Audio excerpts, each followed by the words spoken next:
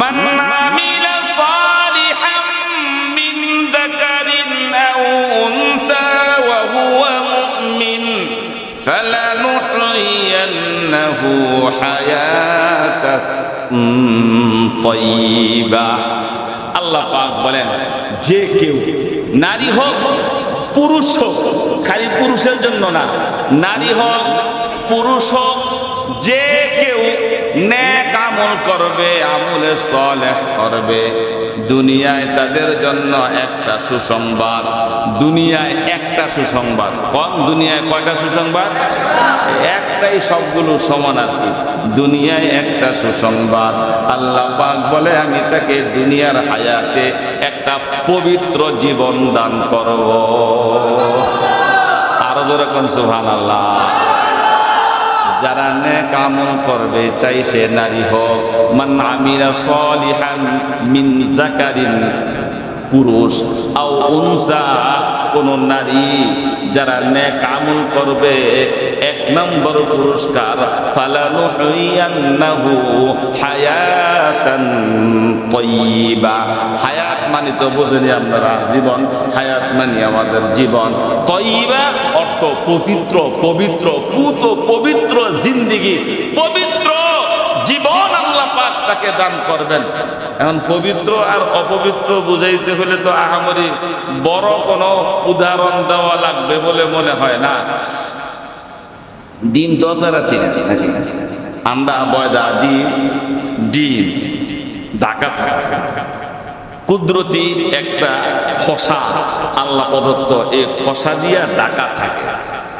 এই ডিম একটা মানুষ বাইঙ্গা সুন্দর করে কত প্রসেসে যে খায়, এক ডিমের তরকারি কত প্রসেসে বাজার থেকে নিয়ে ডিম দেবে, কত কিছু হয়, কথা ঠিক না? যদি ডিমটা ভালো থাকে, যদি ডিমটা কি থাকে, ভালো থাকে, পবিত্র, এরা ফকরে লয়ে ঘুরবো, খাইতে পারবো, সব কিছু করবো। আমার ভাইয়েরা একটা খরচ মাত্র টোক্কা দিলে ভেঙে যায়, একটু ধাক্কা লাগলে ফাইটে যায়। যদি ডিমটা ভিতরে পচা হয়, পচা ডিম, পচার গন্ধ মনে হয়তো দুই একবার সবার নাকেই গেছে। এই পচা গন্ধ যদি কারো নাকে যায়, দুই চার পল্লা করে কাপড় দিয়া এই গন্ধ আটকানো যায় না। মনে হয় 10 পল্লা কাপড় দিলেও ডিম পচা গন্ধ নাকের ভিতরে গিয়ে ঢুকে যায়, কথা ঠিক না? এখন আপনাদেরকে আমি পবিত্র আর অপবিত্র যদি এই ডাকনাওয়ালাটা দেখাই, আর আমাদের মধ্যে যারা আমরা সমাজে চলতেছি, ভিতরে পবিত্র না অপবিত্র, ভালো না মন্দ, এটা তো দেখাইবার মতন কোনো মেশিন নাই। যে কোনো মেশিন ধরলাম ব্যবসায়ীর পেটের মধ্যে, ব্যবসায়ীর বুকের মধ্যে, যে এর জীবনটা, এর হায়াতটা কি পবিত্র না অপবিত্র, এটা দেখার মতো এখনো কোনো মেশিন দুনিয়ায় আবিষ্কার হয় না। আমার এনে ধরবেন, ধরলে যে কয়ে দিব এটা পবিত্র, ভিতরে অপবিত্র, এটা এখনো এই জাতীয় মেশিন আবিষ্কার হয় নাই। আমার ভাইয়েরা, আমার বন্ধুরা, তাই বইলা কার জীবনটা পবিত্র আর কার জীবনটা অপবিত্র, এটা বোঝার জন্য কয় বান্দার সাথে, বাড়ির সাথে বাড়ি থাকলে, তার সাথে 2-4 দিন সফর করলে, তার সাথে লেনদেন করলে বোঝা যায় তার ভিতরটা কেমন, কথা ঠিক না? হযরত ওমর রাদিয়াল্লাহু তাআলা আনহুর কাছে আইসা, আজকে তফসির মনে হয় একটু কষ্ট করে যেতেছে, বুঝতেছেন আপনারা আমার ভাইরা? হযরত ওমরের কাছে আইসা এক লোক বলতেছে, এই লোকটা যে ভালো, এত সুন্দর, ভালো, এই সে, মানে খুব প্রশংসা করতেছে। হযরত ওমর রাদিয়াল্লাহু তাআলা আনহু প্রশংসাকারীকে দিছে, ভাই মিয়া কি এই লোকটার তুমি এত প্রশংসা করতেছ, এই লোকের সাথে তোমার পরিচয় কি? কয় না, পরিচয় নাই তো, খালি এমনি দেখছি। এই লোকের সাথে তুমি সফর করছো? কয় না। লেনদেন করছো টাকা পয়সা দিয়া? কয় না, তাও করিনি। কয় আর বাড়ির সাথে তোমার বাড়ি? কয় না, তাও তোরা দিছে একদম। তাহলে তুই এরা চিনলি কেন? আমার ভাইয়েরা, আমার বন্ধুরা, সাধারণ মানুষ তো সাধারণ, আমার মতো অনেক মৌলবীয় বোঝা বড় দায়।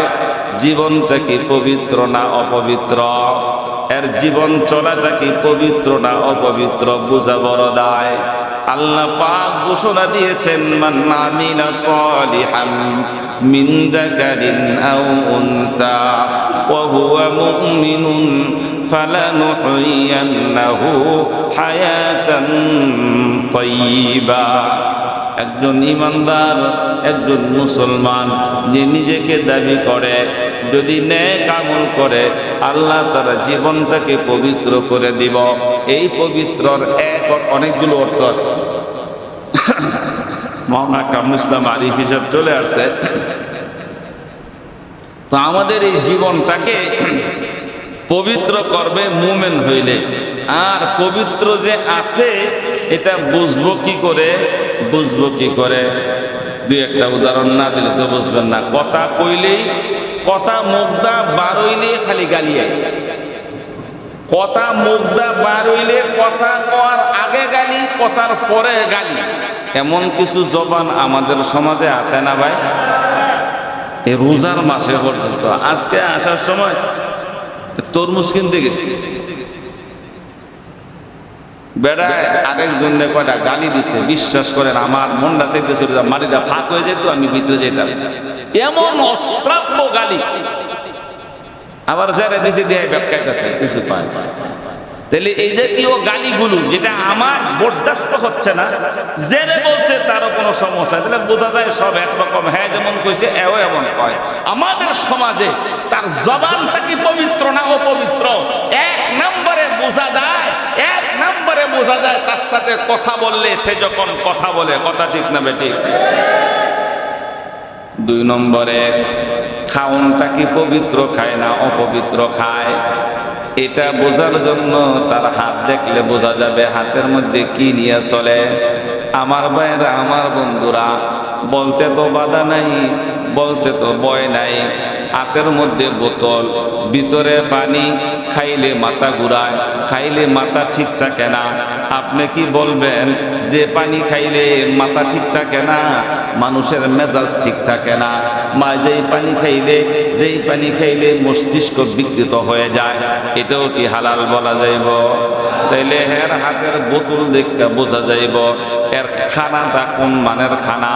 আমার ভাইরা, আমার বন্ধুরা, এভাবে করে তার চাল চলন দেখে বুঝতে হবে তার জীবনটা কেমন সুন্দর। যার সাথে তার দেখা সাক্ষাৎ করা জায়েজ নাই, যার সাথে তার দেখা সাক্ষাৎ শরীয়ত জায়েজ করে নাই, এমন কোন নারীর সাথে এভাবে অবাধে চলাফেরা করে, বুঝতে হবে তার চাল চলনের মধ্যেও নাপাকি আছে। আমার ভাইয়েরা, আমার বন্ধুরা, এভাবে করে করে প্রত্যেকটা জিনিস বুঝার ব্যবস্থা শরীয়তে মেশিন ছাড়া আল্লাহ বুঝার ব্যবস্থা রাখছে। মান আমিলা সালিহান মিন যাকারিন আও উনসা ওয়া হুয়া মুমিনুন ফালানুহইয়ান্নাহু হায়াতান তাইয়্যিবা। বাইনা আমল যদি তুমি করতে পারো, প্রত্যেকটা কাজ করার আগে এই কাজটা আল্লাহর হুকুমে আছে কিনা, এই কাজটা আল্লাহর হুকুমে আছে, রাসূল কিভাবে করছে, এই জিনিসটা জানা তুমি করতে থাকো। আল্লাহ পাক প্রথম থেকে তুমি একবারে ওলি হইতে পারবা না, প্রথম দিন থেকে তুমি সবার কাছে সমাদৃত হতে পারবা না, সবাই তোমার একের মাথায় তুলবে এমন না। তুমি মেহনত করতে থাকো, প্রত্যেকটা কাজ, এই কাজটা আল্লাহর হুকুম কেমনে, রাসূলের তরিকা কেমনে আমি করব, করতে থাকো। এক নম্বরে যে পুরস্কার দুনিয়ায় দেওয়ার কথা, আল্লাহ দুনিয়ায় তাকে একটা পবিত্র জীবন দান করবে। আর আখিরাতে وَلَنَجْزِيَنَّهُمْ أَجْرَهُمْ بِأَحْسَنِ مَا كَانُوا يَعْمَلُونَ। যা করো নাই এমনও আল্লাহ পাক বদলা দিয়া তোমার জীবনকে ভরে দিবে। আমার ভাইরা, এটার একটা ছোট্ট উদাহরণ। একটু আমি 5 ওয়াক্ত নামাজ পড়ছি, এশার নামাজ পড়ে ঘুমাই রয়েছি, ফজরের নামাজের সময় সে মসজিদে পড়ছি। ফজর পড়ে গেছে, জোহরের নামাজ এসে মসজিদে পড়ছে, জোহরের নামাজ পড়ে গেছে, আসরের নামাজ এসে মসজিদে পড়ছে, আসরের নামাজ পড়ে গেছে, মাগরিবের নামাজ এসে মসজিদে পড়ছে, মাগরিব পড়ে গেছে, এশা এসে পড়ছে। মাঝখানের ফাঁকা জায়গাগুলো কেউ ব্যবসা করছে, কেউ বাণিজ্য করছে, কেউ খেত খামারি করছে, কেউ চাকরি করছে। আমাদের বাস্তব জীবনটা তো এমনই, কথা ঠিক না? আল্লাহ পাক বলে তুই যদি নেক আমল করস তাহলে যা করছ সেটা তো পাবি, যা করস নাই সেগুলো আমি তোকে তোর আমল নামায় দিয়া ভরপুর করে দেব। কেমন? ফজর এশার নামাজ পড়ে নাক তেল দিয়া নাক ডেকে ঘুমাইছ, ফজরের নামাজটা মসজিদে পড়ছ, ফজর এশা থেকে নিয়ে ফজর পর্যন্ত সারা রাত্রে ইবাদত বন্দেগী করলে, নামাজ পড়লে, তাহাজ্জুদ পড়লে, তাসবিহ তাহলিল করলে যে সওয়াব হইতো আল্লাহ তোমার আমল নামায় এই পরিমাণ সওয়াব দিয়ে দিবে। আমার ভাইরা ফজরের নামাজ পড়ার সাথে সাথে গাড়ে গেছে গা, বুদ্ধার বাজার গাড়ে গেছে গা, ফজরের নামাজ পড়ার সাথে সাথে চাকরিতে গেছে গা, ফজরের নামাজ পড়ার সাথে সাথে খেতে খাবারে চলে গেছে, কাজ করতে হইব, পেট চালাইতে হইব, আর মসজিদেও বসতে পারে নাই। জোহরের নামাজ ঠিক এসে মসজিদে পড়ছে, ফজর থেকে নিয়ে জোহর পর্যন্ত গোটা সময়টা ইবাদত বন্দেগী করলে যা সওয়াব হইতো আল্লাহ তোমার আমল নামায় সে পরিমাণ সওয়াব দিয়ে দিবে। عمل صالحا من ذكر أو أنثى وهو مؤمن فلنحيينه حياة طيبة ولنجزينهم أجرهم بأحسن ما كانوا يعملون। তো নেক আমলের দ্বারা আল্লাহ পাক জীবনকে এমন সুন্দর করে দেয়। আমার ভাইরা, তো নেক আমলের একটা হলো মালি আর একটা হলো বদনি। আমল দুই ধরনের হয়, একটা হলো এই শরীর দিয়ে করি আর কি, আমরা নামাজ আছে, রোজা আছে, হ্যাঁ, ঈমান, এগুলো শরীরের সাথে সম্পর্ক। আর কিছু আছে এই অর্থের সাথে সম্পর্ক। কিসের সাথে সম্পর্ক? যাকাত অর্থের সাথে সম্পর্ক। আমার ভাইরা, হজ শরীর এবং অর্থ দুইটার সাথে মিললে সম্পর্ক, এই দুই জিনিসের মাধ্যমে হয়। আরেকটা হলো যাকাতের আরেক ভাষা হলো সদকা, দান সদকা, এটা হলো মালের সাথে সম্পর্ক।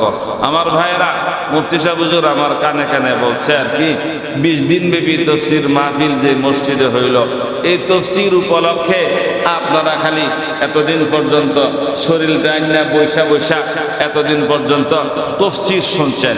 এটা আমল হয়েছে বদনি আমল। কি আমল? বদনি, দেহের আমল হয়েছে। কিসের আমল হয়েছে? দেহের আমল হয়েছে। আত-তাহিয়াতু লিল্লাহি ওয়াস-সালাওয়াতু ওয়াত-তাইয়্যিবাত। নবী যখন এই জমিন থেকে আরশে আজিম পর্যন্ত মেরাজের রাত্রে গেছে, মেরাজের রাত্রে আল্লাহ জিজ্ঞাসা করছে, নবী গো কি লই আইছো আমার জন্য? আমার জন্য হাদিয়া কি আনছো? নবী বলছে, আত-তাহিয়াতু লিল্লাহি ওয়াস-সালাওয়াতু ওয়াত-তাইয়্যিবাত। আমার জানি মালিক যা ইবাদত বন্দেগী করছি সব তোমার কাছে নিয়ে আসছি। তাহলে বোঝা যায় আল্লাহর কাছে গেলে শুধু খালি নামাজ আর রোজা দিয়েই মাফ পাওয়া যাবে না, যাকাতও দিতে হবে, হজও করা লাগবে, অর্থাৎ মালি আমলও লাগবে। তো এই 20 দিন ব্যাপী তফসিরকে আমরা কিছুক্ষণ পরে মাওলানা কামরুল ইসলাম আলিফির মাধ্যমে আমরা শেষ করতে যাচ্ছি। আখেরি তফসির আজকে, আখেরি দিনে মালির বদনির সাথে সাথে শারীরিক আমলের সাথে সাথে আমরা যদি মালি একটু আমল করি, কিছু দানও করি মসজিদে, আমরা কেমন হয় বলেন তো?